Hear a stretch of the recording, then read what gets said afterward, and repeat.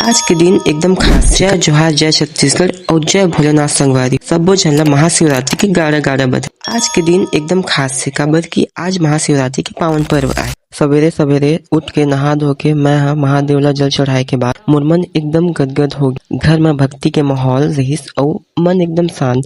अगरबत्ती के सुघ्घर खुशबू और घंटी के आवाज ऐसे लागत है मानो साक्षात महादेव हमारे आंगन में आगे है। और जैसे संध्या हुई हमन निकल गए पास वाले गांव के अपन चाचा के घर। जी हाँ, आज महाशिवरात्रि की खास पूजा और भंडारा रखे गए रहे। गाँव के माहौल के गोठी अलग होते संगवारी हो।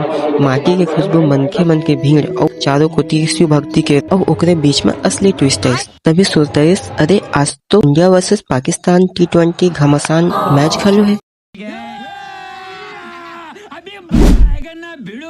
फिर क्या पूजा पाठ निपटा के मोर भाई बहन और चाचा हमन सब बोझ टीवी के आगू ऐसा चिपक गए जैसे गुड़ में चाटी।